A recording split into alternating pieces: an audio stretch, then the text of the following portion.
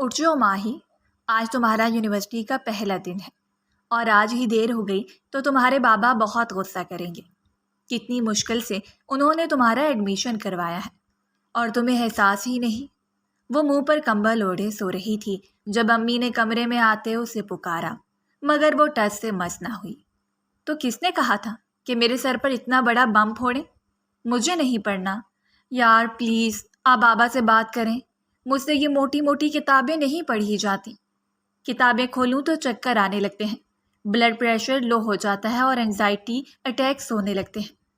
امی میں آپ کو بتا رہی ہوں کہ اگر بابا نے اپنی یہ ضد نہ چھوڑی تو میں کسی دن کتابوں کے وزن سے ہی مر جاؤں گی، اور پھر آپ میری قبر کے پاس یادگار کے طور پر ساری کتابیں رکھ دیں گے کہ ہماری معصوم بچی ان ظالم کتابوں کی وجہ سے چل بسی۔ سوچیں دنیا والے کیا کہیں گے کہ کیسے ماں باپ ہیں جنہیں اپنی بیٹی سے زیادہ پڑھائی عزیز تھی۔ ماہی نے کمبل سے منہ نکالتے اپنی پریشانی بتاتے انہیں آنے والے وقت سے ڈرانا چاہا تو امی نے جھک کر اپنے پیر سے جوتا اتارا۔ کتابوں کا تو پتہ نہیں، مگر اگر تم نے اپنی بکواس بند نہ کی تو کچھ دیر بعد تمہارے مقبرے پر جوتوں کے ہار ضرور چڑھے ہوں گے، اور وہ سارے جوتے میرے ہوں گے۔ نکلو بستر سے ورنہ تھپڑوں سے منہ لال کر دوں گی۔ امی نے اسے چپل سے ڈرانا چاہا تو وہ منہ بسرتے اٹھی۔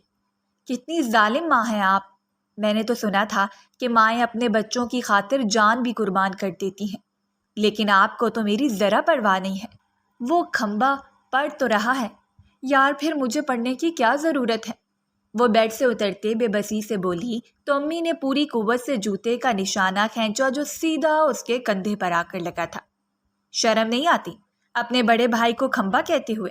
ٹھہرو میں علاج کرتی ہوں تمہارا۔ امی نے دوسرا جوتا اتارنا چاہا تو ماہی بیڈ پر چڑھتے باہر کی طرف بھاگی، جہاں مدثر اپنا چائے کا کپ اٹھائے اسی کے کمرے میں آ رہا تھا، مگر ماہی بڑبڑاہٹ میں اس سے ٹکرائی اور چائے کا کپ نیچے گر کر ریزہ ریزہ ہو گیا۔ بھائی بھائی امی سے بچاؤ مجھے، یہ مجھے جوتے مار رہی ہیں۔ ہائے پلیز بھائی بچا لو۔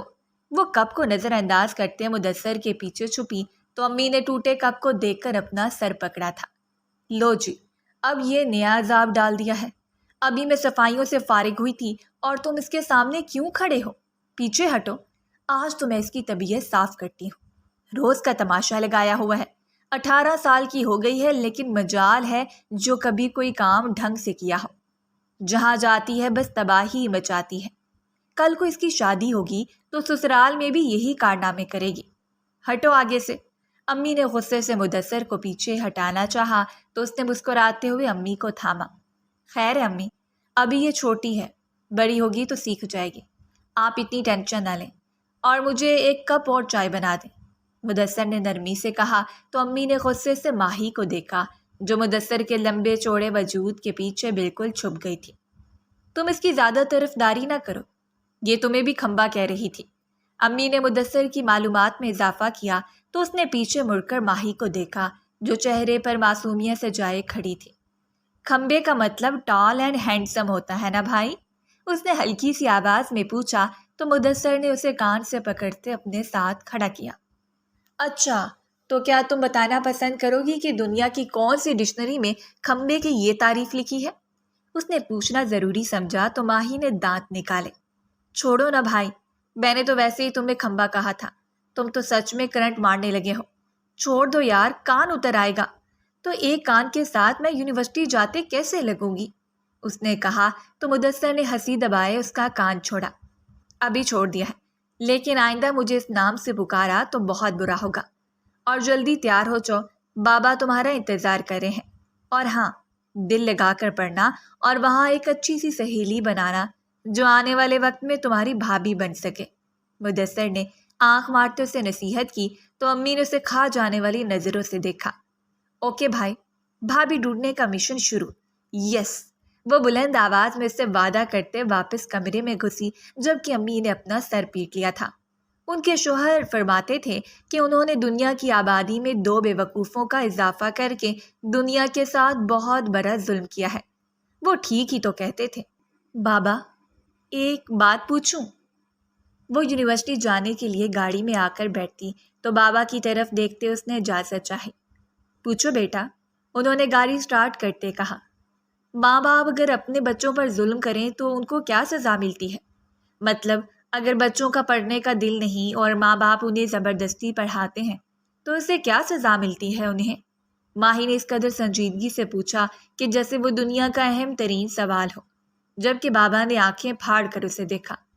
سزا تو ایسی نالائق اولاد کی صورت میں پہلے ہی مل چکی ہوتی ہے، مزید کیا ملے گی؟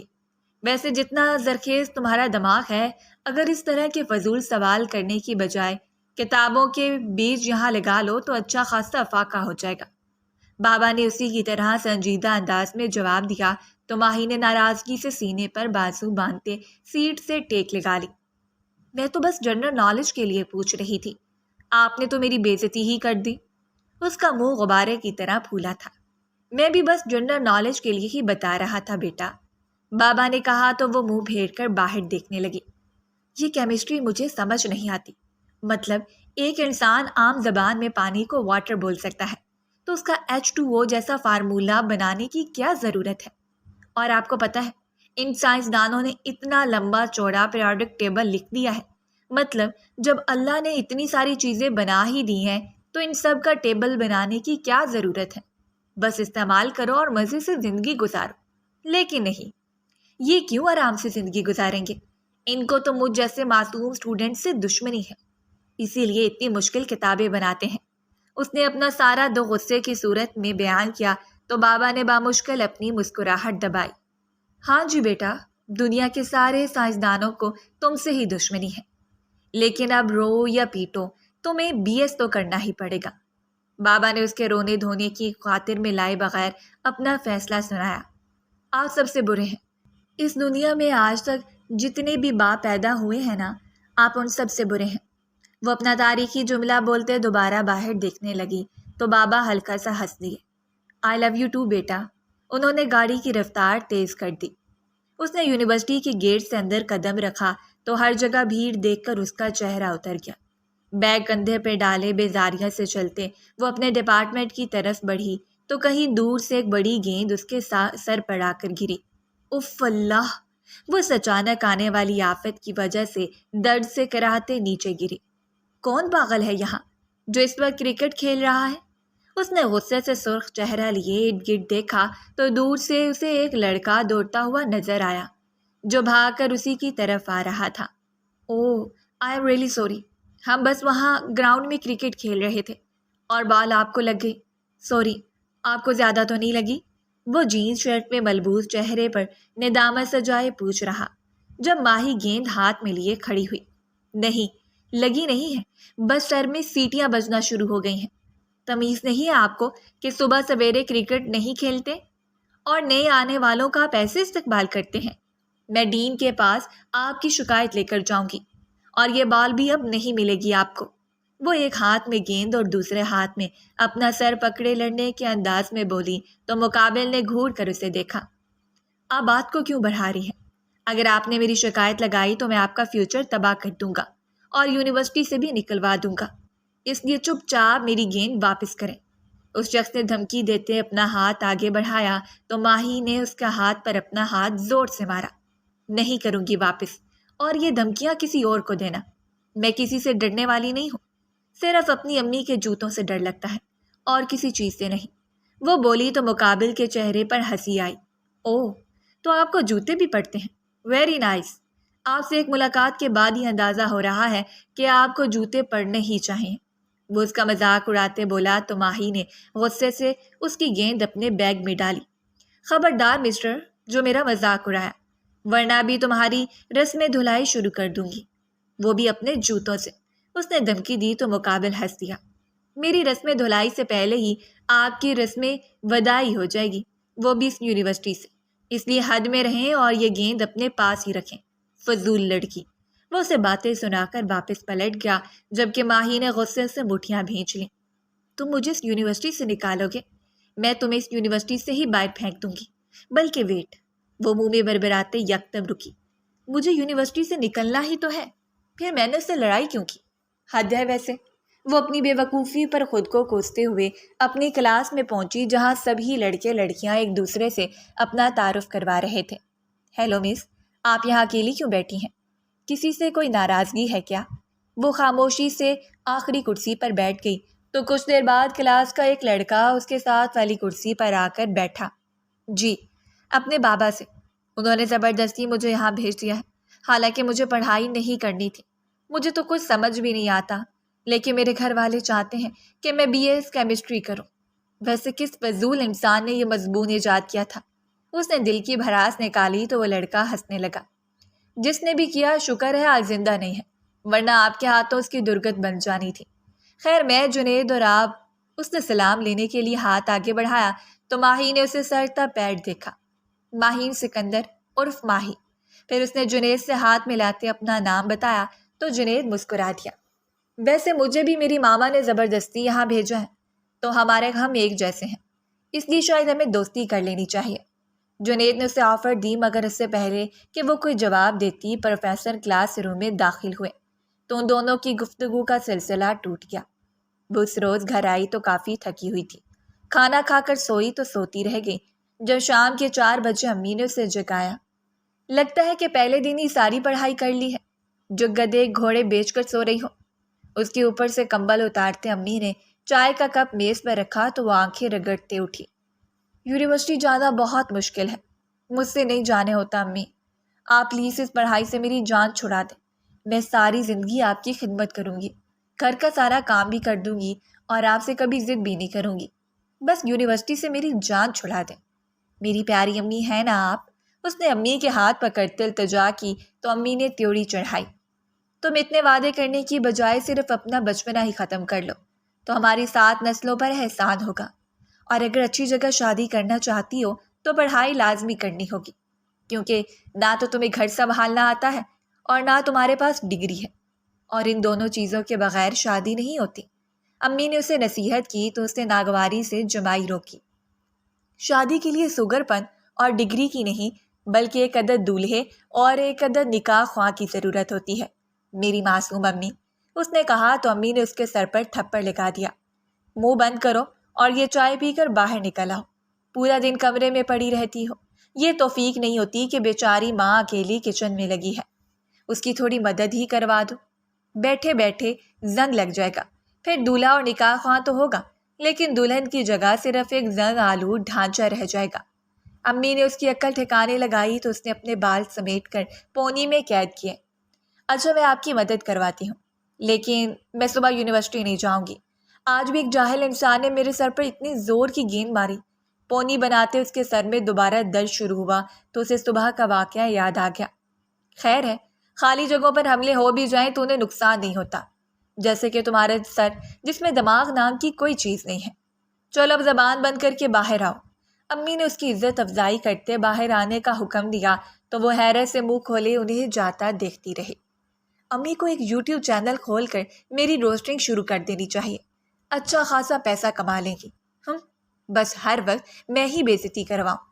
منہ میں بربراتے وہ باتھ روم میں گھسی تاکہ منہ ہاتھ دھونے کے بعد بابا کو اپنی دکھ بھری داستان سنا سکے۔ رات کو بھی اسے سوئے ہوئے کچھ دیر ہی ہوئی تھی کہ اسے دروازہ کھلنے کی آواز آئی۔ اس نے امی کا گمان کرتے کروٹ بدلی، مگر جب الماری کھلنے کی آواز اس کے کانوں میں پڑی تو اس نے آنکھیں کھول کر ارد گرد دیکھا۔ کون ہے؟ اس نے ڈرتے ڈرتے پوچھا، مگر اب آواز بند ہو گئی تھی۔ ہائے اللہ، کہیں میرے کمرے میں کوئی چڑیل تو نہیں آ گئی؟ میں نے تو کچھ کیا بھی نہیں ہے۔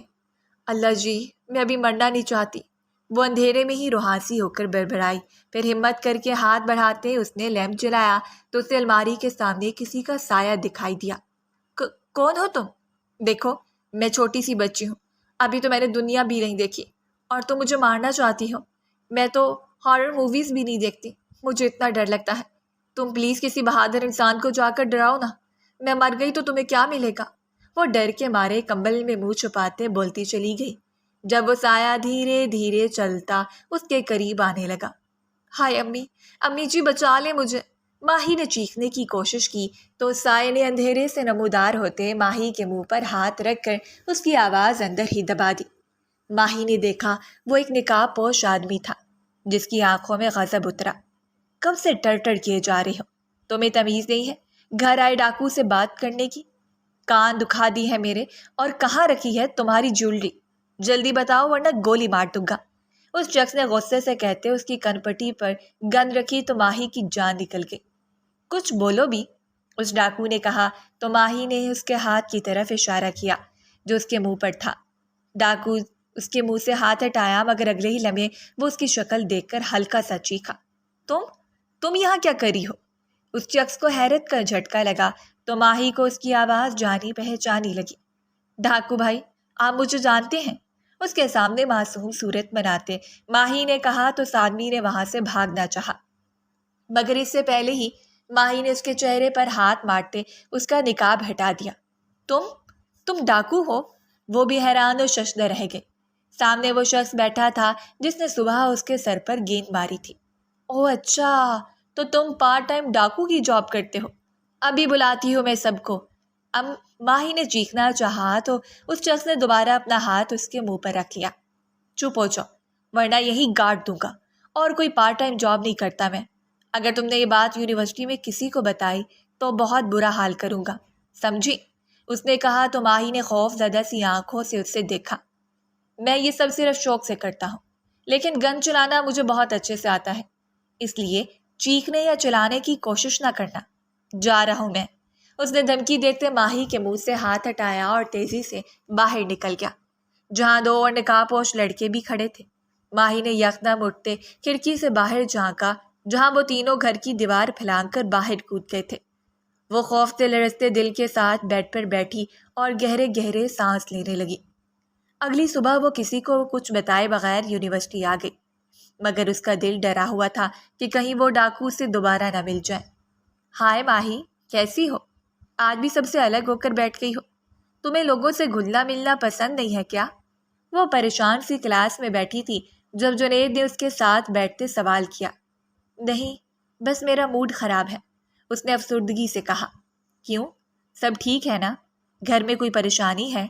جنید نے فکر مندی سے پوچھا تو وہ کسی گہری سوچ میں گم رہی۔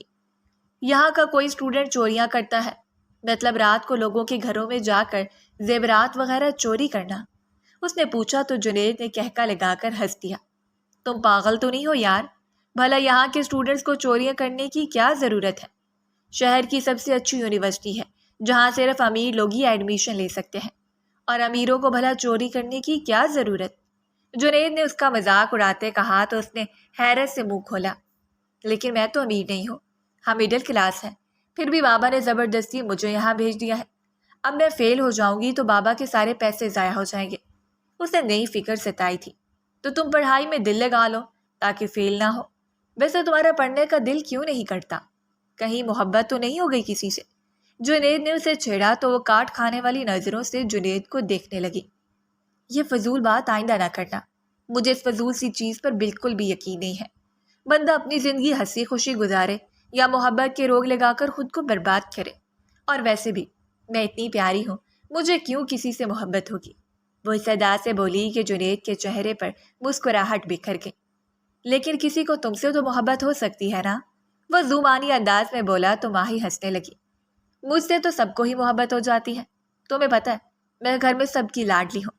بابا، امی اور بھائی سب مجھ سے اتنا پیار کرتے ہیں اور اتنے لاڈ اٹھاتے ہیں کہ میرا دل چاہتا ہے ہمیشہ ان کے ساتھ رہوں۔ لیکن امی اکثر کہتی ہیں کہ تمہاری شادی ہو جائے گی پھر تم سسرال چلی جاؤ گی، اور میں سوچتی ہوں کہ میں اپنے دولہے کو اٹھا کر اپنے ہی گھر لے آؤں گی، بلکہ اس کی امی ابو کو بھی، تاکہ ہم سب مل کر رہیں۔ اس نے اپنے حسین خیالات سناتے مزے سے جنید کو دیکھا کہ شاید وہ اس کی عقل پر اس کی تعریف کرے گا۔ ہاں ہاں ہاں، تم بھی پاگل ہو، ایسا کہاں ہوتا ہے؟ ویسے اگر تم چاہو تو مجھ سے شادی کر لو، میری ماما تو کچھ عرصے تک کینیڈا چلی جائیں گی، پھر میں اکیلا ہوں گا تو میں تمہارے گھر آ کر رہ لوں گا۔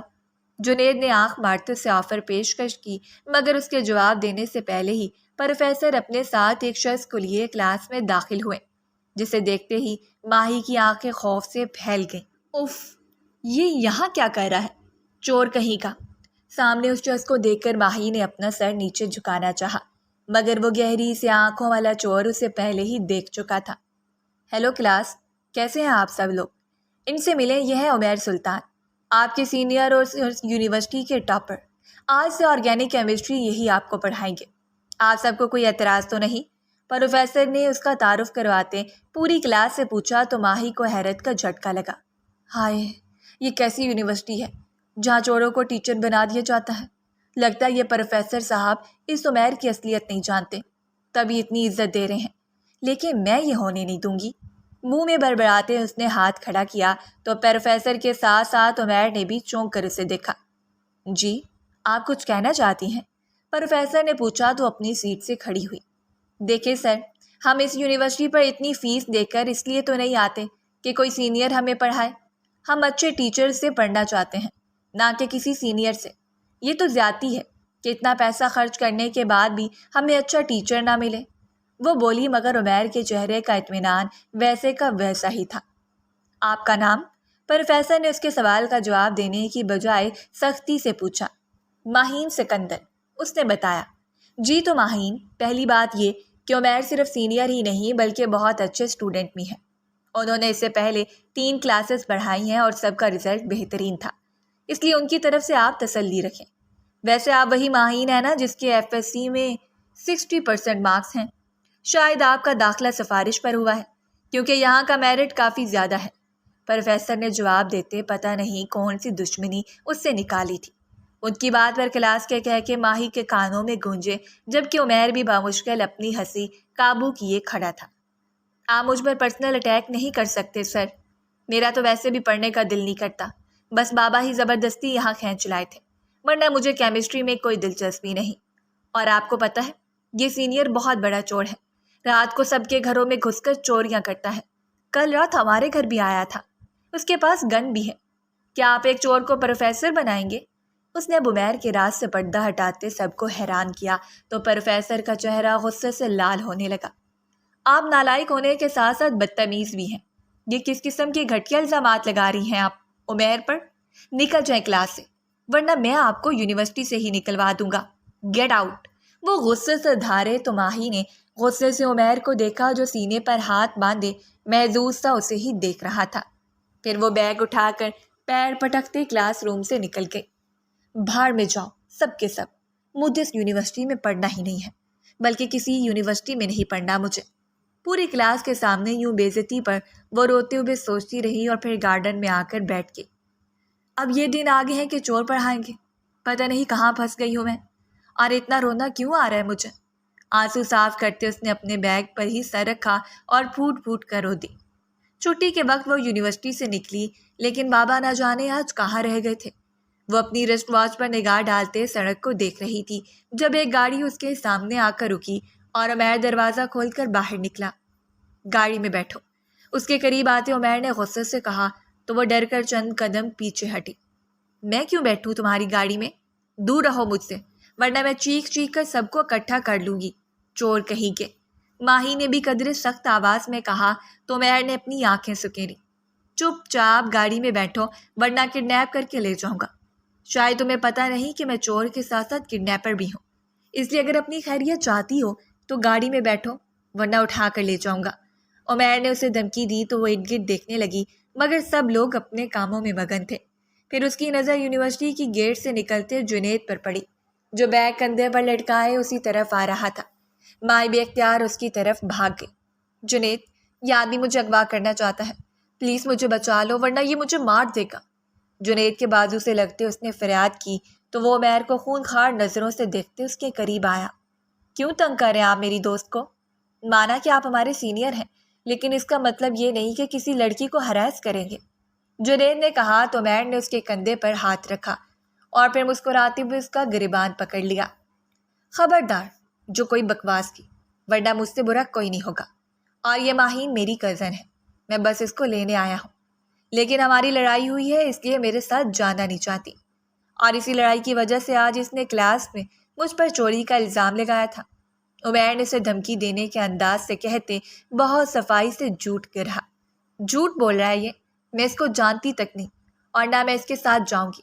تم چور کے ساتھ ساتھ جھوٹے بھی ہو، لیکن میں تم سے نہیں ڈرتی۔ ماہی نے غصے سے کہتے واپس پلٹنا چاہا تو عمیر نے اس کا بازو دبوچا۔ شرافت سے گاڑی میں بیٹھ جاؤ ورنہ مجھ سے برا کوئی نہیں ہوگا، عمیر نے اس قدر تیز سے کہا کہ جنید ڈر کر الٹے قدم بھاگ گیا۔ جنید، کہاں جا رہے ہو یار؟ ماہی اس کے بھاگ جانے پر پریشان ہوئی تو عمیر طنزیہ مسکرا دیا۔ اس جیسے کمظرف دوست بنانے سے بہتر ہے انسان اکیلا ہی رہے۔ اور چلو جلدی، ورنہ یہاں ایسا تماشا لگاؤں گا کہ ساری زندگی پچھتاتی رہو گی۔ اس نے دھمکی دی تو ماہی نہ چاہتے ہوئے بھی فرنٹ سیٹ کا دروازہ کھول کر اندر بیٹھ گئی۔ کہاں لے کر جا رہے ہو تم مجھے؟ دیکھو میں نے تمہاری بات مان لی ہے، اس لیے میرے ساتھ کچھ غلط مت کرنا۔ عمیر کو تیز رفتاری سے گاڑی چلاتے دیکھ کر ماہی نے ڈرتے ڈرتے کہا۔ کچھ غلط نہیں، میں تمہارے ساتھ بہت غلط کروں گا۔ تمہیں مار کر تمہاری لاش جنگل میں پھینک دوں گا، کیونکہ تم نے میرے منع کرنے کے باوجود چوری کی بات سب کے سامنے کھول دی، تو اس کی سزا تمہیں ملنی ہی چاہیے۔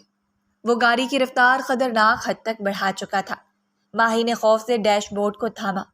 پلیز ایسا مت کرو، مجھے مرنے سے بہت ڈر لگتا ہے، اور میں نے تو بس اس لیے سب کو بتایا کیونکہ میری کالج کی ٹیچر کہتی تھی کہ جہاں برائی ہوتی دیکھو تو اسے روکنے کی کوشش کرو، اس لیے میں نے بتا دیا، ورنہ میرا کوئی ارادہ نہیں تھا۔ تم پلیز مجھے معاف کر دو۔ اس نے اب ساری انا ایک طرف رکھتے عمیر کے سامنے ہاتھ جوڑے، جو واقعی اسے ایک سنسان سڑک پر لے آیا تھا جس کے دونوں اطراف گھنے درخت لگے تھے۔ میں کسی کو معاف نہیں کیا کرتا، اور تمہیں تو ہرگز نہیں، اس نے کہتے ہوئے سڑک کے کنارے گاڑی روک دی۔ اب بولو کیا سزا پسند کرو گی اپنے لیے؟ اس نے یکدم جیب سے گن نکال کر ماہی کی کن پٹی پر رکھی تو خوف کی وجہ سے اس کی آنکھوں سے آنسو بہنے لگے۔ ڈر کیوں رہی ہو اب؟ زبان چلاتے ڈر نہیں لگا تھا؟ کیسے بے عزتی کی تھی تم نے میری، یاد کرواؤں؟ گن پر زور دیتے عمیر نے اسے مزید ڈرایا تو وہ بے ہمت ہو کر سیٹ پر ہی گر گئی۔ ماہین، ہیلو؟ اس کی بے ہوشی پر عمیر نے گن رکھتے اسے پکارا، مگر وہ تو ہوش و خرد سے بیگانہ ہو چکی تھی۔ شٹ یار، اب کیا کروں؟ اس نے اپنا سر پکڑا، پھر ماہی پر ذرا جھک کر اس کا چہرہ تھپتھپانے لگا۔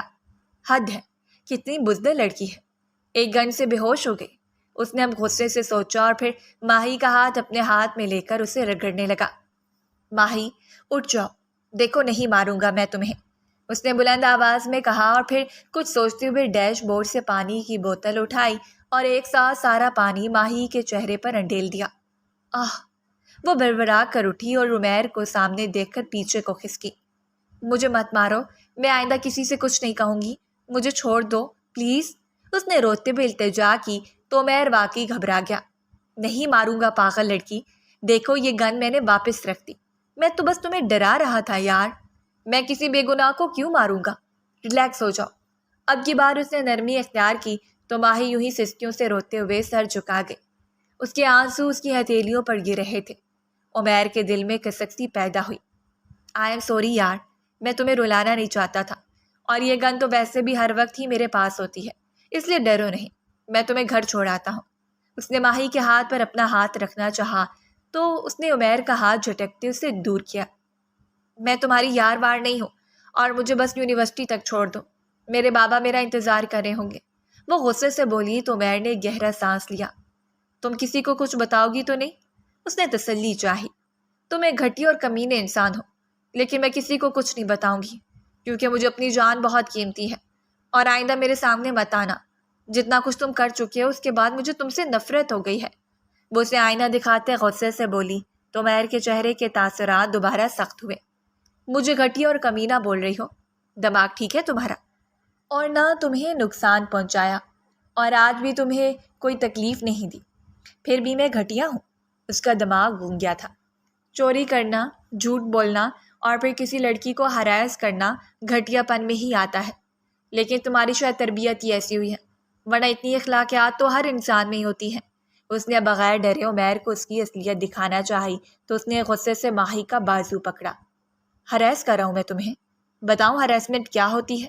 بہت زبان چلتی ہے نا تمہاری، ایسی بند کرواؤں گا کہ ساری زندگی کچھ بول نہیں سکو گی۔ اس کی آنکھوں میں خون اترا تھا۔ ماہی کی زبان پر قفل لگا اور وہ خوفزدہ ہو کر عمیر کو دیکھنے لگی جو ہر پل اپنے رنگ بدل رہا تھا۔ چھوڑو میرا ہاتھ، ورنہ میں… اس کی بات ادھوری رہ گئی کیونکہ عمیر نے اس کے بازو پر اپنی گرفت مزید مضبوط کر لی تھی۔ نہیں چھوڑوں گا۔ کیا کر لو گی؟ اس سنسان جگہ پر تم کیا کر سکتی ہو؟ بتاؤ ذرا، میں بھی تو سنوں۔ اس نے جیسے ماہی کو چیلنج دیا تھا۔ ماہی نے ایک نگاہ اس کے ہاتھ پر ڈالی، پھر ایک زوردار تھپڑ عمیر کے منہ پر رسید کیا۔ وہ جو اس کی بالکل توقع نہیں رکھتا تھا، ماہی کی جرت پر اس کا پورا چہرہ سرخ ہو گیا۔ اس کی گرفت یکدم ہی ماہی کے بازو پر سے ہلکی ہو گئی۔ تمہاری یہ ہمت کہ تم مجھ پر ہاتھ اٹھاؤ۔ اس نے ماہی پر حملہ کرنا چاہا مگر وہ جلدی سے دروازہ کھول کر گاڑی سے اتری اور پیچھے کی طرف بھاگنے لگی۔ عمیر نے بھی گاڑی سے نکلتے اس کا پیچھا کیا۔ رکو لڑکی، تم یہاں سے بھاگ نہیں سکتی، وہ اسے پکارتے اس کے پیچھے بھاگ رہا تھا، جبکہ ماہی خوفزدہ سی آگے آگے بھاگتے ہوئے دل ہی دل میں دعائیں کر رہی تھی۔ عمیر کی گاڑی میں بیٹھنا اس کی زندگی کی سب سے بڑی غلطی تھی۔ ماہین، میں گولی چلا دوں گا اور دفنائے بغیر ہی یہاں سے چلا جاؤں گا، رک جاؤ۔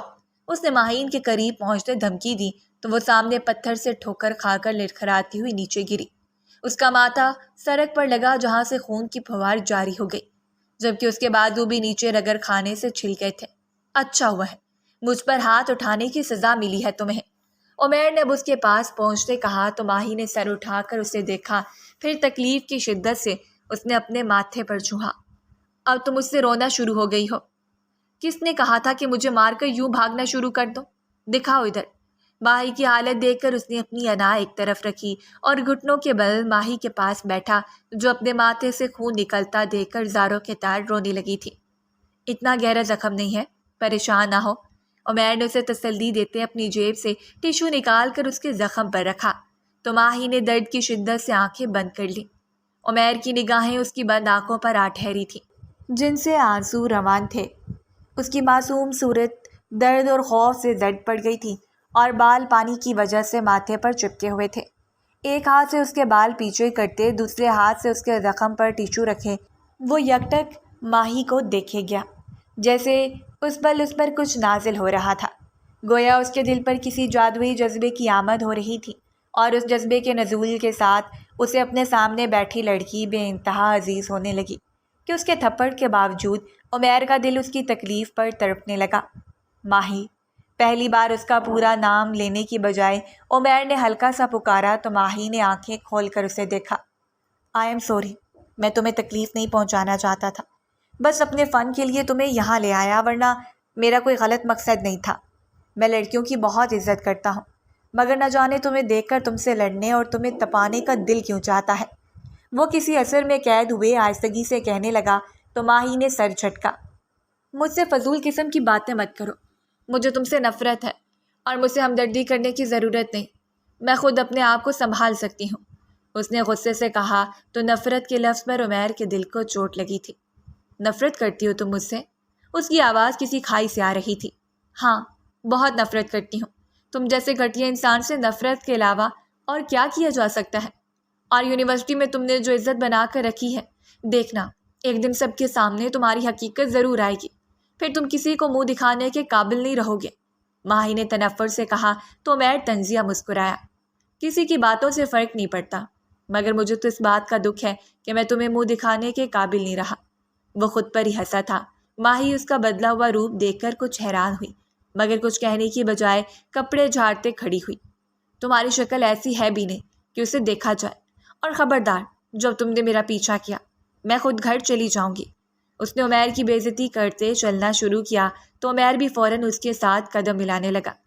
گھر بہت دور ہے ماہی، چلتے چلتے رات ہو جائے گی، تب بھی نہیں پہنچ سکو گی، اور یہ راستہ شہر سے دور ہے، یہاں سے بہت کم لوگ گزرتے ہیں، یہ سارا جنگل سنسان پڑا ہے، تم ڈر جاؤ گی، اور پریشان نہ ہو، میں نہیں تمہیں ڈانٹوں گا اور نہ کچھ کروں گا، تم بس گاڑی میں بیٹھو، میں تمہیں باحفاظت گھر پہنچانا چاہتا ہوں، اس نے عاجزی سے کہا تو ماہی اس کی طرف دیکھ کر تمسخرانہ مسکرائی۔ تم اور مجھے باحفاظت گھر پہنچاؤ گے؟ رہنے دو مسٹر، میں تمہاری باتوں میں نہیں آنے والی، اور پلیز اب میری جان چھوڑ دو، میں یہ یونیورسٹی ہی چھوڑ رہی ہوں، تم بس میرا پیچھا چھوڑ دو، ماہی نے پل بھر میں فیصلہ کرتے اسے سنایا تو عمیر کا دل یکدم ہر شے سے خالی ہو گیا۔ تم یونیورسٹی چھوڑ دو گی؟ میری وجہ سے؟ ہاں، کیونکہ میں روز روز یہ تماشے نہیں دیکھ سکتی، میرے ماں باپ بہت مان سے مجھے یونیورسٹی بھیجتے ہیں، میں تم جیسے شخص کے چنگل میں پھنس نہیں سکتی، اور تم یہ میرے جڑے ہوئے ہاتھ دیکھو اور پیچھا چھوڑ دو میرا۔ اس نے نفرت سے ہاتھ جوڑے تو عمیر کے قدم خود بخود رک گئے۔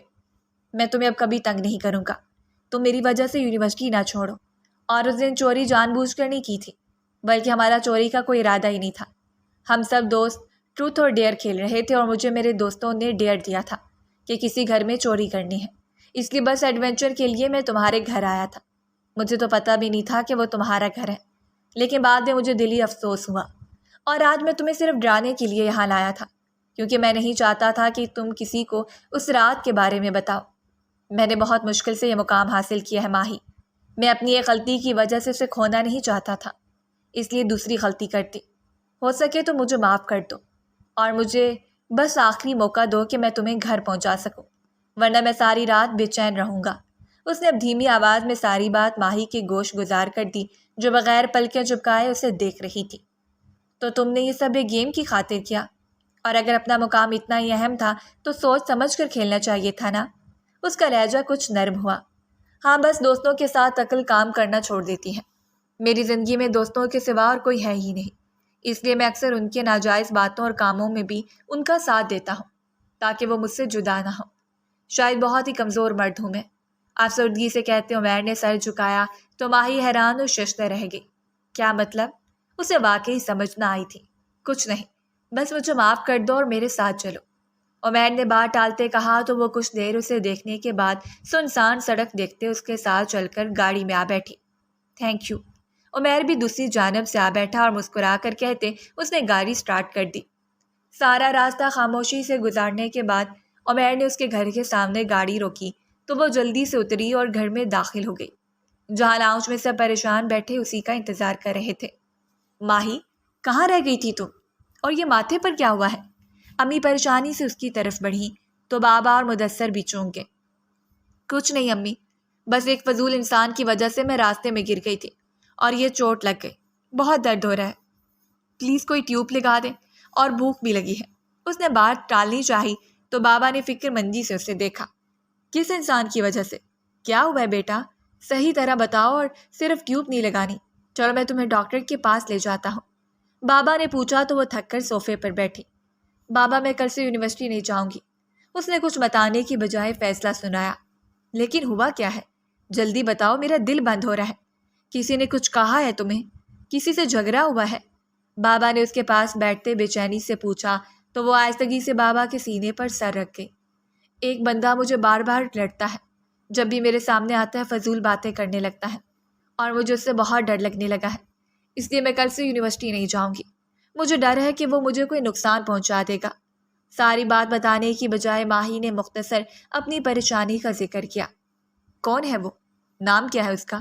بتاؤ مجھے، میں کل ہی اسے نپٹتا ہوں، مدثر نے غصے سے پوچھا تو بابا نے اسے چپ رہنے کا اشارہ کیا۔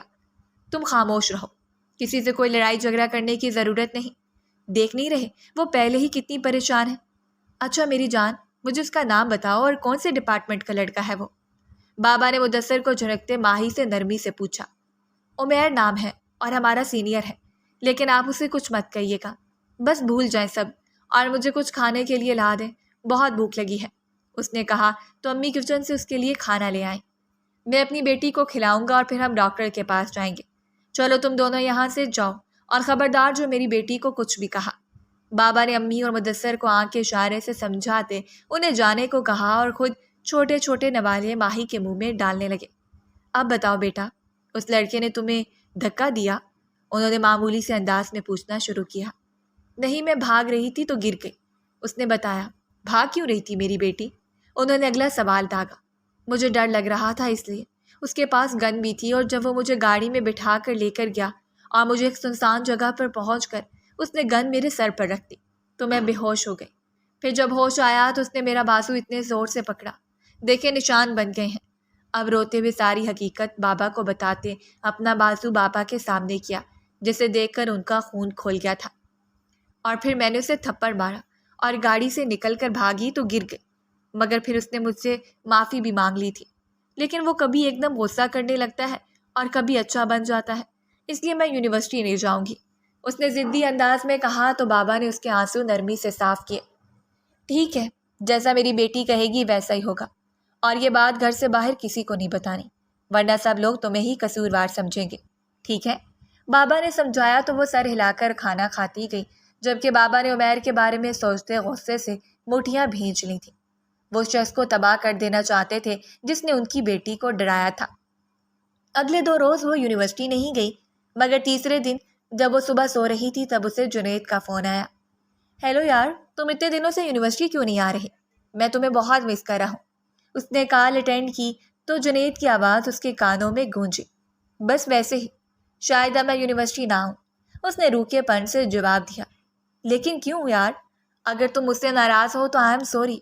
مجھے اس وقت کچھ سمجھ ہی نہیں آئی اور وہ سینئر اتنا خوفناک لگ رہا تھا، اس لیے میں ڈر کر بھاگ گیا۔ مجھے معاف کر دو اور یونیورسٹی آ جاؤ، مجھے تمہارے بغیر بالکل مزہ نہیں آتا۔ اس نے معافی مانگتے منت کی تو ماہی نے گہرا سانس لیا۔ اچھے دوست مشکل وقت میں اکیلے چھوڑ کر بھاگتے نہیں ہیں، لیکن شاید تم نے کبھی کسی سے اچھی دوستی نبھائی نہیں، اور مجھے یاد کرنے کی ضرورت نہیں، میں یونیورسٹی چھوڑ چکی ہوں۔ اس نے سخت لہجے میں جنید کا منہ بند کروانا چاہا۔ معافی مانگ تو رہا ہوں، اور جس کی وجہ سے تم یونیورسٹی نہیں آ رہی اسے تو کل ہی نکال دیا گیا ہے۔ پوری یونیورسٹی کے سامنے اس کی بے عزتی ہوئی اور پھر اسے ہمیشہ کے لیے یونیورسٹی سے نکال دیا گیا۔ لاسٹ سیمسٹر تھا بیچارے کا اور 4 سال ضائع ہو گئے، لیکن اچھی بات ہے، اسی طرح ان لوگوں کو سبق ملتا ہے۔ جنید نے بتایا تو وہ ایک دم اٹھ کر بیٹھی۔ کیا؟ عمیر کو یونیورسٹی سے نکال دیا گیا؟ لیکن کیوں؟ اس کے دل کو ٹھیس پہنچی تھی۔ کوئی صاحب آئے تھے، پھر عمیر کو ڈین سے کافی ڈانٹ پڑی اور یونیورسٹی سے نکال دیا گیا۔ باقی باتیں تو مجھے نہیں پتا، لیکن شاید کسی لڑکی کا معاملہ تھا۔ جنید نے اسے بتایا تو اس نے گھبرا کر فون بند کیا اور پریشانی سے عمیر کے بارے میں سوچنے لگی۔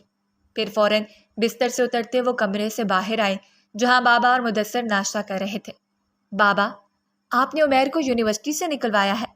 ان کے سامنے پہنچ کر اس نے براہ راست پوچھا تو بابا نے ناشتہ چھوڑ کر اسے دیکھا۔ میں نے اس کی شکایت کی تھی کہ اس نے میری بیٹی کو کڈنیپ کرنے کی کوشش کی اور پھر شاید اسے نکال دیا گیا ہو، مجھے اس بارے میں کچھ نہیں پتا، بابا نے بے نیازی سے کہا تو ماہی کی آنکھوں میں نہ جانے کیوں آنسو آنے لگے۔ بابا، آپ ایسا کیسے کر سکتے ہیں؟ اس کا آخری سیمسٹر چل رہا تھا اور وہ یونیورسٹی کا ٹاپر تھا، آپ نے کیوں اس کی شکایت لگائی؟ اس نے معافی مانگ تو لی تھی، پھر آپ کو یہ سب کرنے کی کیا ضرورت تھی؟ وہ پتہ نہیں کس حال میں ہوگا، وہ برا لڑکا نہیں ہے بابا، اگر وہ برا ہوتا تو مجھے گھر تک حفاظت سے کیوں لے کر آتا؟ وہ پڑھائی میں اتنی محنت کرتا تھا اور آپ نے سب خراب کر دیا۔ وہ روتے ہوئے ایک ہی سانس میں بولتی چلی گئی، جبکہ سب اس کے بہنے والے آنسوؤں کی وجہ سے سمجھنے کی کوشش کر رہے تھے۔ چپ کرو، تم اس لڑکے کی وجہ سے بابا سے اونچی آواز میں بات کر رہی ہو جس نے تمہارے ساتھ اتنا غلط کیا؟ یہ چوٹ بھی تو اسی کی وجہ سے لگی تھی تمہیں۔ مدثر نے اسے خاموش کروانا چاہا تو وہ نفی میں سر ہلانے لگی۔ نہیں بھائی، مجھے یہ چوٹ اپنی وجہ سے لگی تھی، میں خود ٹھوکر کھا کر گری تھی اور میں بابا سے بدتمیزی نہیں کری، بس مجھے دکھ ہو رہا ہے۔ پلیز بابا، آپ یونیورسٹی سے جا کر شکایت واپس لے لیں، اس کے اتنے سالوں کی محنت ضائع نہ کریں۔ اگر وہ غلط انسان ہوتا تو آپ کی بیٹی صحیح سلامت آپ کے سامنے نہ بیٹھی ہوتی۔ پلیز بابا، اس نے اپنے باپ سے التجا کی تو امی نے اسے بازو سے پکڑ کر اپنے سامنے کھڑا کیا۔ تم اس لڑکے کی وجہ سے کیوں رو رہی ہو؟ کیا چکر ہے؟ انہوں نے ڈانٹنے والے انداز سے پوچھا تو ماہی چپ ہو گئی۔ وہ بھی گہری سوچ میں گم ہو گئی تھی کہ آخر وہ عمیر کے لیے اتنا تڑپ کیوں رہی تھی۔ بولو، اب خاموش کیوں ہو؟ امی نے اسے ہلاتے ہوئے پوچھا۔ مجھے نہیں پتا امی، بس ایک انسان کی اتنی محنت ضائع ہو رہی ہے، اس لیے مجھے رونا آ رہا ہے۔ بابا، آپ پلیز اپنی کمپلین واپس لے لیں، اس کے ساتھ اتنا بڑا ظلم نہ کریں۔ اس نے ہمت کرتے بابا سے دوبارہ منت کی تو وہ کرسی سے اٹھے۔ اگر کوئی لڑکا میری بیٹی کو پریشان کرے گا تو اس کا یہی انجام ہوگا، اس لیے تم اس کی فکر نہ کرو اور یونیورسٹی جانے کی تیاری کرو، اور جتنی اس کی پڑھائی کی فکر ہو رہی ہے اتنی اپنی پڑھائی کے لیے فکر کر لو تاکہ رزلٹ اچھا آئے۔ بابا نے اس کی بات ماننے کی بجائے اپنا فیصلہ اس پر داغا تو وہ کتنی ہی دیر بے بسی سے انہیں دیکھتی رہی، پھر کچھ سوچ کر تیار ہونے اندر چلی گئی۔ Excuse me. یونیورسٹی پہنچ رہی اس نے عمیر کی کلاس میں آتے سی آر کو مخاطب کیا۔ جی، وہ اس کی جانب مڑا تھا۔ آپ کے پاس عمیر کے گھر کا ایڈریس ہے؟ پلیز مجھے دے دیں، میں اسے ملنا چاہتی ہوں۔ اپنا تعارف کروائے بغیر اس نے کہا تو سی آر نے اسے سرتا پیر دیکھا۔ آپ کون ہیں اور اسے کیوں ملنا چاہتی ہیں؟ اس نے پوچھنا ضروری سمجھا۔ میں اس کی دوست ہوں، آپ بس مجھے ایڈریس دے دیں، میں بہت جلدی میں ہوں، اس نے کہا تو سی آر اٹھ کر اس سے ساتھ لیے کلاس کی طرف آ گیا۔ آپ ماہین سکندر ہیں؟ جی جی، لیکن آپ کو میرا نام کیسے پتہ؟ وہ حیران ہونے کے ساتھ ساتھ خوفزدہ بھی ہوئی تھی۔ جس لڑکی کی وجہ سے میرا دوست آج زندگی اور موت کے درمیان پڑا ہے، میں اس کا نام بھی نہ جانوں؟ سی آر نے دکھی انداز میں کہا تو ماہی کا دل زور سے دھڑکا۔ کیا مطلب؟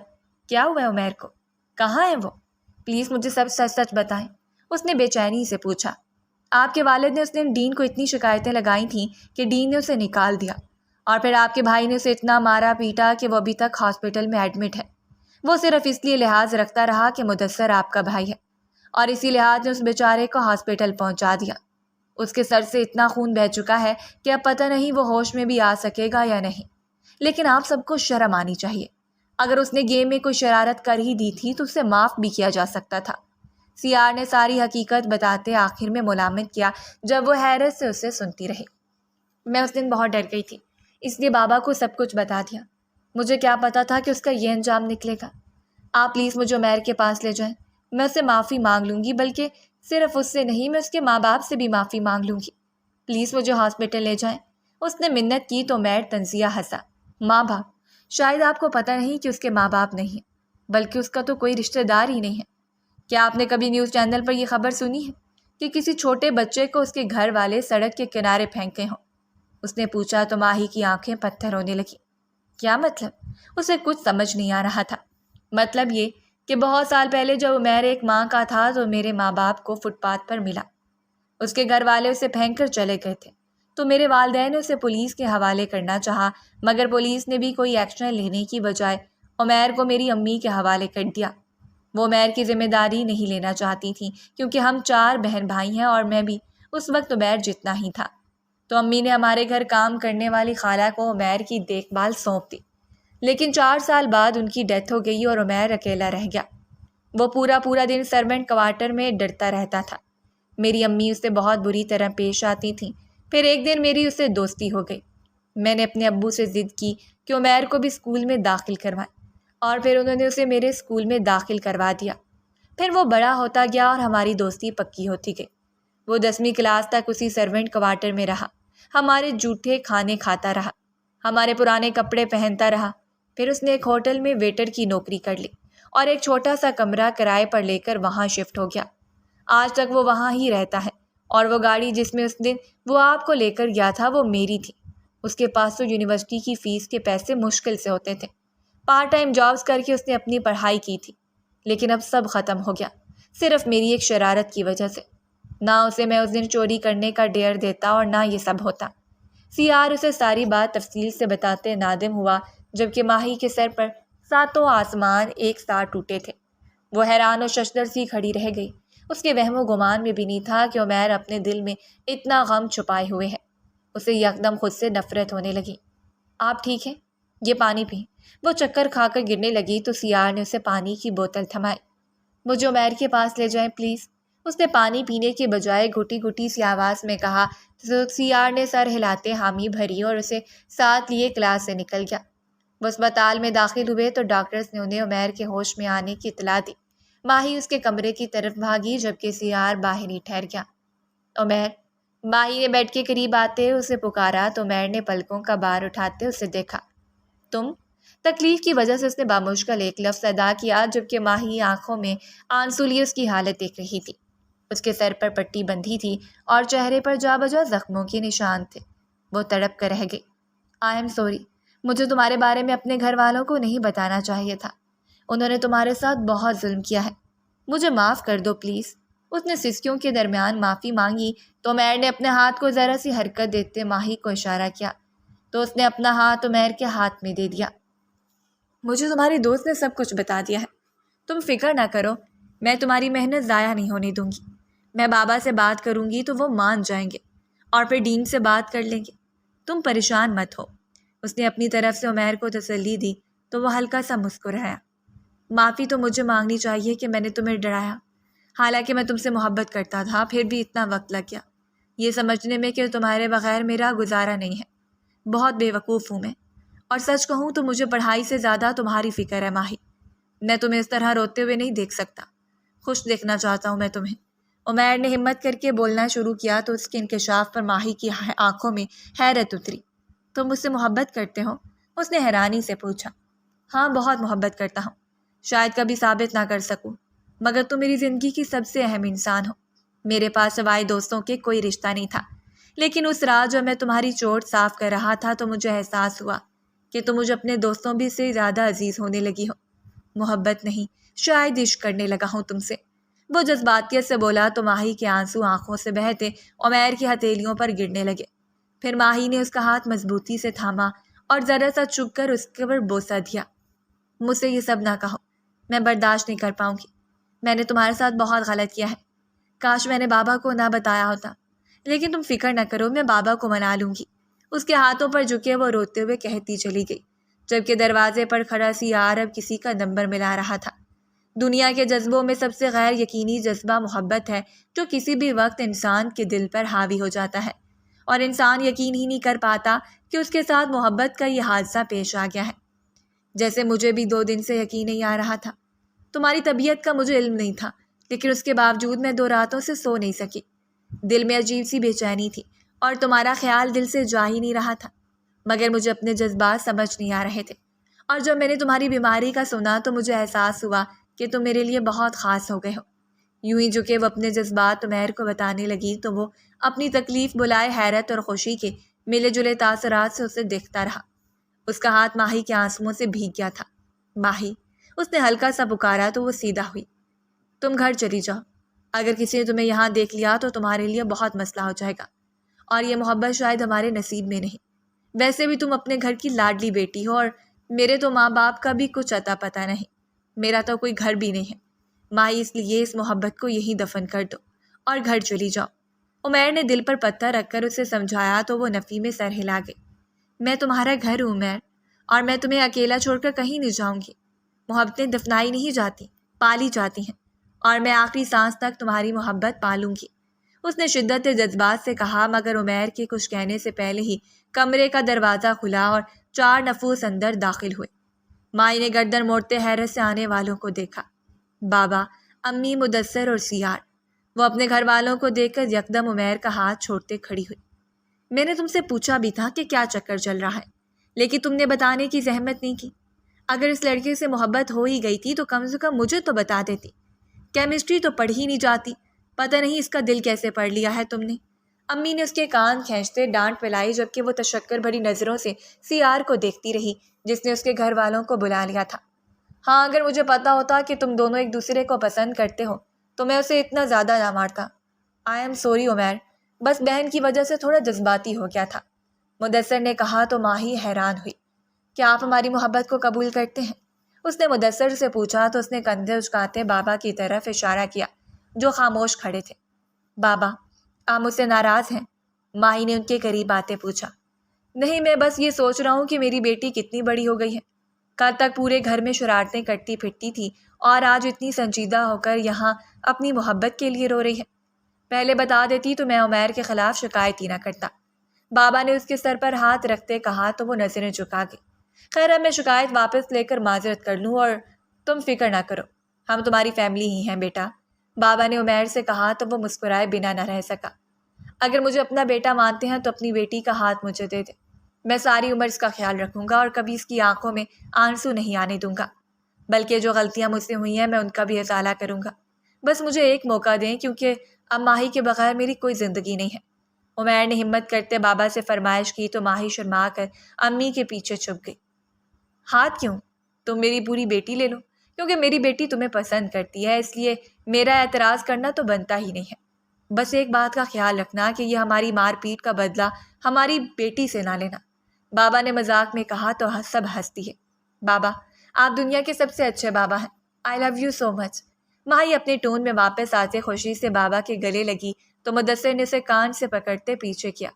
زیادہ مکہ لگانے کی ضرورت نہیں، شادی کے بعد تمہاری جان پڑھائی سے نہیں چھوٹے گی، بلکہ اب تم ایک لائق فائق لڑکے کی بیوی بننے جا رہی ہو، تو یہ دن رات تمہیں پڑھایا کرے گا۔ کیوں عمیر؟ اس نے ماہی کو چھیڑتے عمیر سے پوچھا تو وہ مسکرا دیا۔ جی ضرور، اب ماہی صرف بی ایس نہیں بلکہ ایم فل بھی کرے گی۔ عمیر نے لقمہ دیا تو ماہی نے رونی سی صورت بنائی۔ نہیں، مجھے نہیں پڑھنا، مجھے بس شادی کر کے ہاؤس وائف بننا ہے، مجھے کتابوں سے الرجی ہے، اس نے بے شرمی سے کہا تو امی نے اس کے سر پر ہلکی سی چپیٹ لگائی۔ چپ کرو اور ہم باہر بیٹھتے ہیں، تم بھی جلدی باہر آ جاؤ، پھر ہمیں گھر جا کر شادی کی تیاریاں بھی کرنی ہیں، امی نے کہا تو وہ سب کمرے سے باہر نکل گئے، جبکہ ماہی نے شرما کر عمیر کو دیکھا۔ ادھر آؤ، عمیر نے اسے اپنے پاس بلایا تو وہ نظریں جھکائے اس کے قریب آئی اور بیڈ پر بیٹھ گئی۔ کیا تم معجزوں پر یقین رکھتی ہو؟ اس نے ملائمت سے پوچھا تو ماہی نے سر اٹھاتے اسے دیکھا۔ اگر ابھی ہمارے ساتھ یہ معجزہ نہ پیش آتا ہوتا تو شاید میرا جواب کچھ اور ہوتا، مگر اب معجزوں پر یقین کرنے لگی ہوں۔ اس نے نم لہجے میں کہا تو عمیر بیٹھ کر سہارا لے کر بیٹھا اور اس کا ہاتھ نرمی سے تھام کر اپنے سینے پر رکھا۔ جب تک یہ دل دھڑک رہا ہے اس کی ہر سانس تمہارے نام پر ہے، اور جب یہ دھڑکنا بند ہو گیا تو جان لینا کہ ہمارا ساتھ دوسرے جہان کے لیے لکھ لیا گیا ہے۔ اس نے محبت بھرے لہجے میں کہا تو ماہی مسکرا دی۔ ہاتھ چھوڑو چور کہیں کے، ابھی شکر کرو کہ میں نے چوری والی بات گھر والوں کو نہیں بتائی، ورنہ ایسی پھینٹی لگنی تھی کہ ساری عقل ٹھکانے آ جاتی۔ اس کی باتوں سے کنفیوز ہوتے ماہی نے مذاق کیا تو وہ کھلکھلا کر ہنس دیا۔ ویسے تمہارے بھائی کے ہاتھ بہت بھاری ہیں، قسم سے جسم کا ایک ایک جوڑ دکھ رہا ہے، اس نے معصومیت سے کہا تو ماہی نے اس کے کندھے پر سر رکھ لیا۔ ماہین سکندر اپنا آپ تمہیں سونپتی ہے، اس کا خیال رکھنا، وہ بولی تو عمیر نے اس کے سر پر ہاتھ رکھ کر اپنی ٹھوری اس پر ٹکا دی۔ تا قیامت ہلکی سی سرگوشی کے ساتھ پوری کائنات جھوم اٹھی کہ محبت فاتح قرار پا گئی تھی۔